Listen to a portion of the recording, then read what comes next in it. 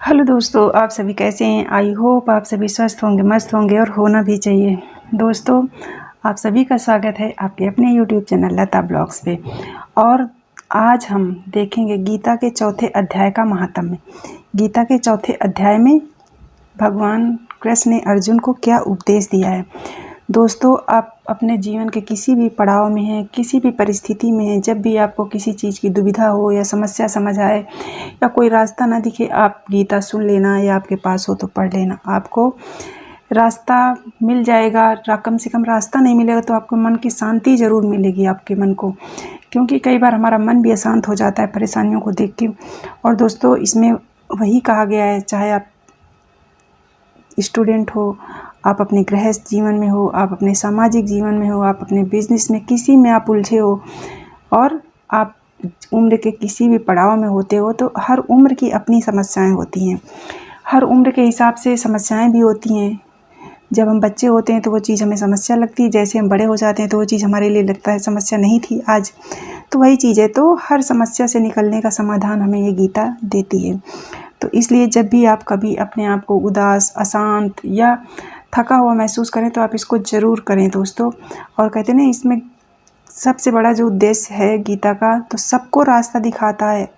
चाहे आप स्टूडेंट हो चाहे जो भी हो, सबको रास्ता दिखाता है। दूसरी चीज़, इसमें कर्म को बहुत महत्व दिया है अर्जुन ने। मतलब अर्जुन को उपदेश देने में भगवान कृष्ण ने कर्म को सबसे ज़्यादा महत्व दिया है। क्योंकि दोस्तों, होता क्या है ना कि इंसान कर्म नहीं करना चाहता या कर्म बहुत थोड़ा करेगा, लेकिन फल की चिंता हम पहले करने लगते हैं। हम मनुष्यों क्या, अब मनुष्यों में यही तो अंतर है। तो दोस्तों, कहते हैं नहीं कि आप कर्म करिए फल आपको मिलेगा, लेकिन हम क्या करते हैं, कर्म तो बाद में करते हैं, फल के बारे में हम पहले सोचने लगते हैं। और दोस्तों, आपको अपने कर्मों का फल जब समय आएगा ना तभी मिलेगा, आप ये भी जानते हो। क्योंकि समय से पहले कभी किसी को कुछ नहीं मिलता। जैसे कहा गया है कि धीरे धीरे रे मना, धीरे सब कुछ होए, और माली सींचे 100 घड़ा, ऋतु आए फल होए। क्या आप किसी पेड़ को अगर आज आप 1 घड़ा पानी देते हो, कल से 100 घड़ा देने लगोगे, तो उस फल में समय से, उस पेड़ में समय से पहले फल आ जाएंगे? नहीं आएंगे ना दोस्तों। जब उसकी ऋतु आएगी उस पेड़ के फल आने की, तभी आएंगे ना। उसी तरह से हमारे कर्म है कि आप कर्म करते रहिए, जब उसका समय आ जाएगा तो आपको उसका फल अवश्य मिलेगा। और इसके लिए दोस्तों धैर्य बहुत ज़रूरी होता है, धैर्य आप ज़रूर रखें। तो दोस्तों, अब हम चौथे अध्याय का महात्म्य जानते हैं। और इसमें भगवान श्री कृष्ण ने अर्जुन को उपदेश दिया है, जो तो वो कह रहे हैं कि इसमें मैं तुम्हें वही उपदेश दे रहा हूँ जो सूर्य ने अपने पुत्र मनु से कहा था और मनु ने अपने पुत्र राजा इक्ष्वाकु से कहा था। मतलब ये एक परंपरागत ज्ञान है जो मिलता चला आया। मतलब सूर्य, मैं आज आपको वही बता रहा हूँ जो सूर्य ने अपने पुत्र मनु से कहा था, मनु ने अपने पुत्र राजा इक्ष्वाकु से कहा था। और जो इक्ष्वाकु राजा थे, तो जो हमारे भगवान राम है वो इक्ष्वाकु वंश के ही थे। आप बहुत लोग जानते होंगे। इस प्रकार परंपरा से प्राप्त हुए इस योग को राजर्षियों ने जाना, परंतु हे अर्जुन, वो योग बहुत काल से इस पृथ्वी लोक में लोप हो गया। बहुत राजर्षियों ने जाना, लेकिन बहुत काल से पृथ्वी लोक में वो लोप हो चुका है, मतलब लुप्त हो चुका है। वो ये पुरातन योग अब मैं तेरे लिए वर्णन करता हूँ, क्योंकि तू मेरा भक्त है और प्रिय सखा है, इसलिए। तथा योग बहुत उत्तम और रहस्य, अर्थात अति मर्म का विषय या अति ज्ञान का विषय है। इस प्रकार भगवान श्री कृष्णचंद्र महाराज के वचन सुनकर अर्जुन ने पूछा, हे भगवान, आपका जन्म तो आधुनिक अर्थात अब हुआ है। भाई, आपका जन्म तो अब हुआ है, और आप इतनी पुरानी बात की सूर्य ने अपने पुत्र से कहा और उन्होंने अपने पुत्र मनु से कहा, ये कैसे आप मुझे बता रहे हो? और सूर्य का जन्म तो बहुत पुराना है, इसलिए इस योग को कल्प के आदि में आपने कहा था। यदि मैं कैसे जानूं? मैं कैसे जानूं कि आपने ये सब पहले कहा था? तो इस पर श्री कृष्ण भगवान बोले, हे अर्जुन, मेरे और तेरे बहुत से जन्म हो चुके हैं। मतलब मेरे और तेरे बहुत से जन्म हो चुके हैं। और मनुष्यों में तो कहा जाता है ना कि 84,000 योनियाँ हैं। तो हम अलग अलग योनि में हर बार जन्म लेते हैं, और उनमें से मनुष्य की योनि सबसे उत्तम मानी जाती है। तो दोस्तों बोले कि मेरे और तेरे बहुत से जन्म हो चुके हैं, परंतु हे परंतप, उन सबको तू नहीं जानता। जन्म तो हो चुके हैं, पर उनको, हम इंसान को तो नहीं पता होता कि हम पिछले जन्म में क्या थे। पर मैं जानता हूँ तू उनको नहीं जानता। अर्जुन से कह रहे हैं कि तू नहीं जानता कि तेरे बहुत से जन्म हो चुके हैं, लेकिन मैं जानता हूँ। मेरा जन्म प्राकृत मनुष्यों के सदृश नहीं है, मेरा जन्म मनुष्यों के भांति नहीं है। मैं अविनाशी स्वरूप अजन्मा होने पर भी तथा सभी भूत प्राणियों का मतलब भूत प्रेत से नहीं है। भूत मतलब जो बीत चुका उसे हम भूतकाल बोलते हैं। जो चल रहा है उसे हम वर्तमान बोलते हैं। जो आगे आएगा उसको हम भविष्य बोलते हैं। तो वही है। तो भूत प्राणियों का मतलब जो चीज़ें हो चुकी हैं, तो उनके प्राणियों का ईश्वर होने पर भी अपनी प्रकृति को अधीन कर हे योग माया से प्रकट होता हूँ। हे भारत, उन्होंने अर्जुन के लिए बोला हे भारत शब्द। जब जब धर्म की हानि और अधर्म की वृद्धि होती है, मतलब कहते हैं जब जब होए धर्म की हानि, तो जब जब धर्म की हानि होती है और अधर्म की वृद्धि होती है, तब तब मैं अपने रूप को रचता हूँ, अर्थात प्रकट होता हूँ किसी न किसी रूप में। क्योंकि साधु पुरुषों का उद्धार करने के लिए और दूषित कर्म करने वालों का नाश करने के लिए तथा धर्म स्थापन करने के लिए, मतलब जो साधु पुरुष, जो उत्तम पुरुष होते हैं उनका उद्धार करने के लिए, जो गलत कर्म करने वाले होते हैं उनका नाश करने के लिए और फिर से धर्म की स्थापना करने के लिए मैं युग युग में प्रकट होता हूँ। इसलिए हे अर्जुन, मेरा वो जन्म और कर्म दिव्य अर्थात अलौकिक है। इस प्रकार जो पुरुष तत्व से जानता है वो शरीर को त्याग कर फिर जन्म को नहीं प्राप्त होता है, किंतु मुझे ही प्राप्त होता है। जो भगवान को पा लेता है या शरीर को त्याग कर फिर से जन्म नहीं प्राप्त होता, जो ईश्वर को एक बार तत्व को जान जाता है या ईश्वर को प्राप्त हो जाता है, वो फिर जन्म को नहीं प्राप्त होता। कहते नहीं हम जन्म मरण के इस फेरे से हमें मुक्ति मिल जाए, तो फिर क्या होता है, फिर वो मुझे ही प्राप्त होता है, कहते हैं कृष्ण भगवान। तो हे अर्जुन, पहले भी राग भय और क्रोध से रहित अनन्य भाव से मेरे में स्थित वाले मेरे शरण हुए बहुत से पुरुष ज्ञान रूप तप से पवित्र हुए मेरे स्वरूप को प्राप्त हो चुके हैं। मतलब बहुत से लोग मेरे स्वरूप को प्राप्त हो चुके हैं। जिन लोगों को ज्ञान प्राप्त हो चुका होता है या जो महापुरुष हुए हैं धर्म के क्षेत्र में, तो वो वही है एक तरह से जो ज्ञान रूप तप से पवित्र हुए हैं और वो भगवान के स्वरूप को प्राप्त हो चुके हैं। क्योंकि हे अर्जुन, जो मेरे को जैसा भजते हैं मैं उनको वैसे ही भजता हूँ, जो मुझे जैसा भजता है मैं उनको भी वैसे ही भजता हूँ। इस रहस्य को जानकर ही बुद्धिमान मनुष्यगण सब प्रकार से मेरे मार्ग के अनुसार बरतते हैं या मेरे मार्ग के अनुसार कार्य करते हैं। जो मेरे को तत्व से नहीं जानते हैं वे पुरुष इस मनुष्य लोक में कर्मों के फल को चाहते हुए देवताओं को पूजते हैं, और जो मेरे तत्व को नहीं जानता वो पुरुष इस मनुष्य लोक में कर्मों का फल चाहते हुए देवताओं को पूजते हैं। हम पूजा क्यों करते हैं? इसीलिए करते हैं ना कि हे भगवान मेरा ये काम करा देना, हे भगवान मेरा ऐसा काम हो जाए, मेरा ये हो जाए। मतलब हम फल को चाहते हुए देवताओं की पूजा हम इसलिए नहीं करते कि मुझे मोक्ष मिल जाए या हम अपने जीवन में मतलब सुख शांति को प्राप्त हो जाएं। नहीं, हमारा उद्देश्य होता है भगवान की पूजा करना कि हमें फल दें हम जो कर रहे हैं। मतलब हम हमेशा याचना ही करते हैं भगवान से, और उनके कर्मों से उत्पन्न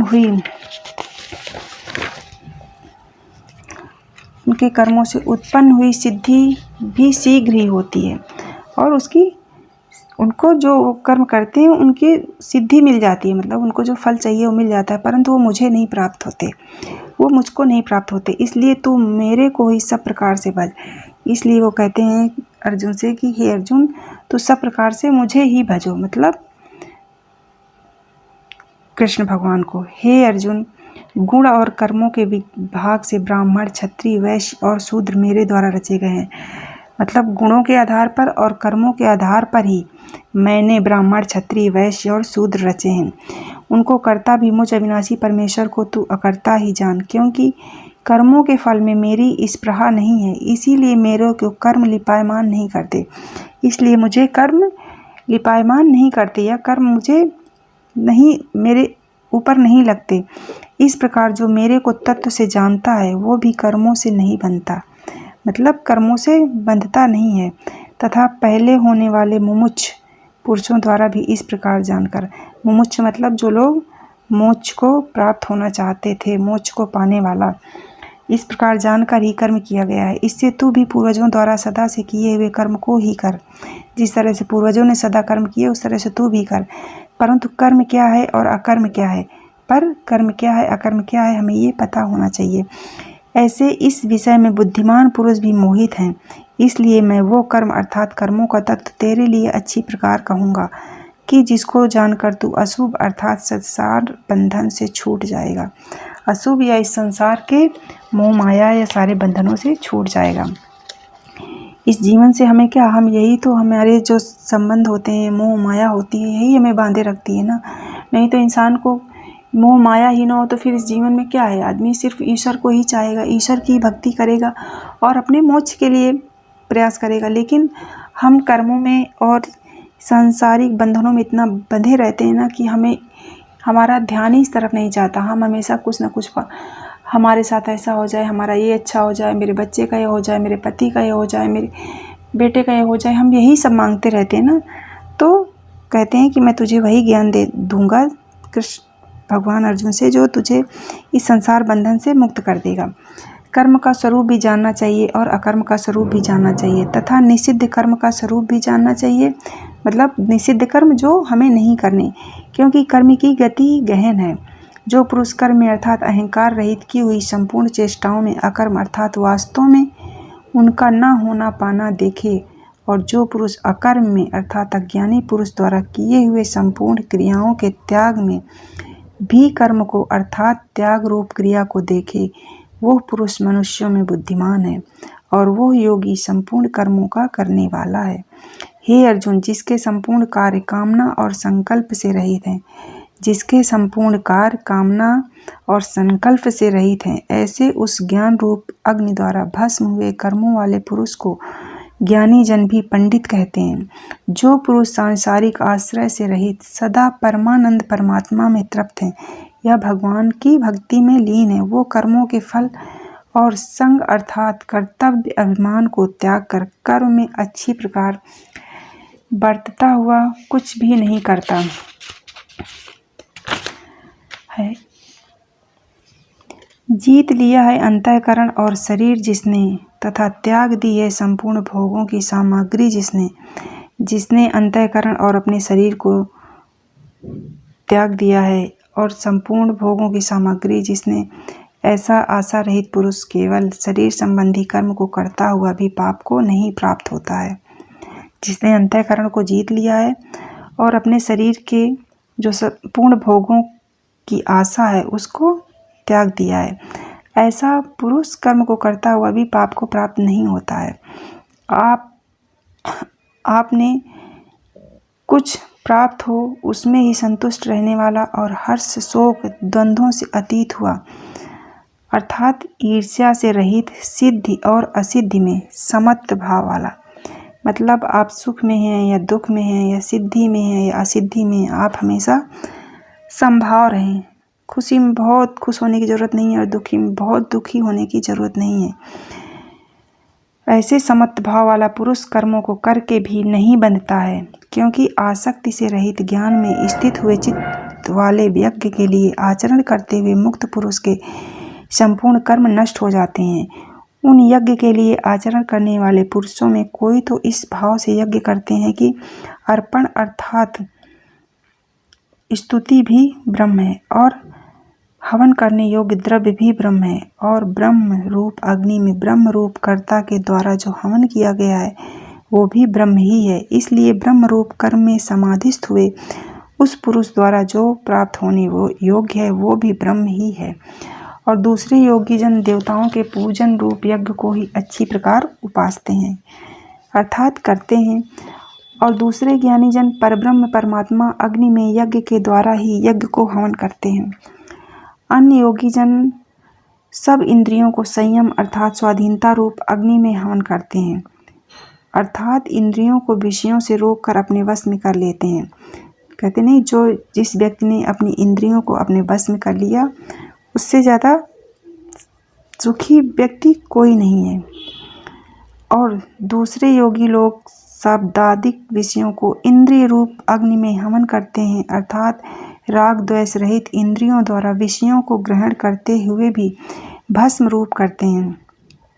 दूसरे योगी जन संपूर्ण इंद्रियों की चेष्टाओं को तथा प्राणों के व्यापार को ज्ञान से प्रकाशित हुई परमात्मा में स्थित रूप योगाग्नि में हवन करते हैं।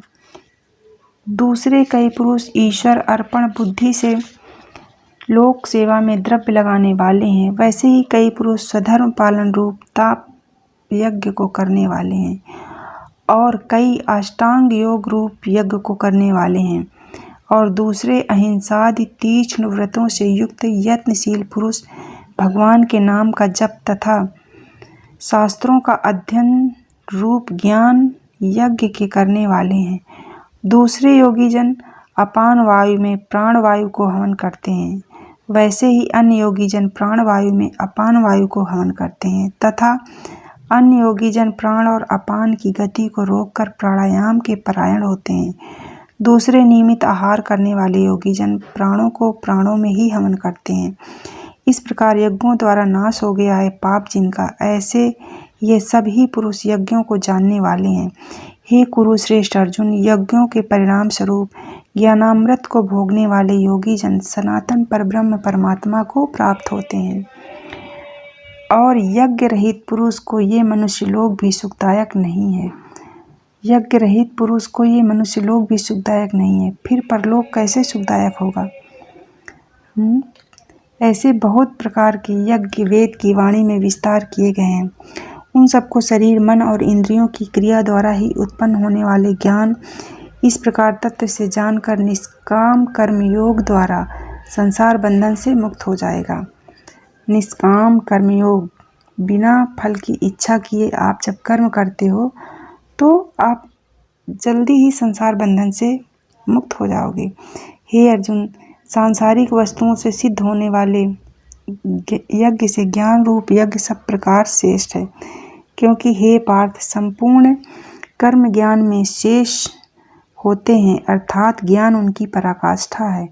इसलिए तत्व को जानने वाले ज्ञानी पुरुषों से भली प्रकार दंडवत प्रणाम तथा सेवा और निष्कपट भाव से किए हुए प्रश्न द्वारा उस ज्ञान को जान कि जिसको जानने वाले ज्ञानी जन तुझे उस ज्ञान का उपदेश करेंगे कि जिसको जानकर तू फिर इस प्रकार मोह को प्राप्त नहीं होगा। और हे अर्जुन, जिस ज्ञान के द्वारा सर्वव्यापी अनंत चेतन रूप हुआ अपने अंतर्गत समष्ट बुद्धि के आधार संपूर्ण भूतों को देखेगा और उसके उपरांत मेरे में अर्थात सच्चिदानंद स्वरूप में एक ही भाव हुआ सच्चिदानंदमय ही देखेगा। यदि तू सब पापियों से भी अधिक पाप करने वाला है तो भी ज्ञान रूप नौका द्वारा निसंदेह संपूर्ण पापों को अच्छी प्रकार तर जाएगा। हे अर्जुन, जैसे प्रज्वलित अग्नि, प्रज्वलित मतलब जलती हुई अग्नि, ईंधन को भस्म कर देता है, जिस प्रकार जलती हुई अग्नि ईंधन को भस्म कर देता है, जला देता है, वैसे ही ज्ञान रूप अग्नि संपूर्ण कर्मों को भस्म कर देता है। ज्ञान रूप अग्नि संपूर्ण कर्मों को भस्ममय कर देता है। इसलिए इस संसार में ज्ञान के समान पवित्र करने वाला निसंदेह कुछ भी नहीं है। मतलब ज्ञान के समान पवित्र करने वाला निसंदेह कुछ भी नहीं है। कहते नहीं, अगर हमें ज्ञान प्राप्त हो गया तो फिर चाहे गौतम बुद्ध रहे हो, महावीर स्वामी रहे, क्या है, जिन्होंने क्यों सब कुछ छोड़ा, क्यों मोह माया से दूर हुए, ज्ञान प्राप्ति के लिए। तो उस ज्ञान को कितने ही काल से अपने आप समत्व बुद्धि रूप योग के द्वारा अच्छी प्रकार शुद्धांतकरण हुआ पुरुष आत्मा में अनुभव करता है। हे अर्जुन, जितेंद्रिय मतलब इंद्रियों को जीतने वाला, तत्पर हुआ श्रद्धावान पुरुष ज्ञान को प्राप्त होता है। ज्ञान को प्राप्त होकर तत्क्षण मतलब तुरंत भगवत प्राप्ति रूप परम शांति को प्राप्त हो जाता है। हे अर्जुन, भगवत विषय को न जानने वाला तथा श्रद्धा रहित और संशय युक्त पुरुष परमार्थ से भ्रष्ट हो जाता है। जो भगवत विषय को नहीं जानता या जो श्रद्धा रहित होता है, जिसमें श्रद्धा नहीं होती या हमेशा संशय युक्त मतलब दुविधा में रहता है, ऐसा पुरुष परमार्थ से भ्रष्ट हो जाता है। उसमें भी संशय युक्त पुरुष के लिए तो न सुख है और न ये लोक है, न परलोक है, अर्थात ये लोक और परलोक दोनों ही उसके लिए भ्रष्ट हो जाते हैं। हे धनंजय भी उन्होंने अर्जुन के लिए प्रयोग किया है भगवान कृष्ण ने। समत्व बुद्धि रूप योग द्वारा भगवत दर्पण कर दिए हैं। संपूर्ण कर्म जिसने और ज्ञान द्वारा नष्ट हो गए हैं सब संशय जिसके, ऐसे परमात्मा परायण पुरुष को कर्म नहीं बांधते हैं। इससे हे भरतवंशी अर्जुन, तू समत्व बुद्धि रूप योग में स्थित हो और अज्ञान से उत्पन्न हुए हृदय में स्थित इस अपने संशय को ज्ञान रूप तलवार द्वारा छेदन करके युद्ध के लिए खड़ा हो। मतलब कि हे भरतवंशी अर्जुन, तू समत्व बुद्धि रूप योग में स्थित हो और अज्ञान से उत्पन्न हुए हृदय में स्थित अपने संशय को दूर कर और तलवार लेके युद्ध के लिए खड़ा हो। तो भगवान कृष्ण ने अर्जुन को गीता के 4थे अध्याय में यही दिया है कि कर्म से ज़्यादा ज्ञान महत्वपूर्ण होता है और ज्ञान कभी संशय पूर्ण नहीं होना चाहिए, मतलब पूरी तरह से दृढ़ शक्ति होनी चाहिए। तो इसलिए तुम अपने संशय को छोड़ो और युद्ध के लिए खड़े हो जाओ। तो दोस्तों, ये था गीता के 4थे अध्याय का महात्म्य, जो आप सुनेंगे तो आपको अच्छा लगेगा। दोस्तों, धन्यवाद।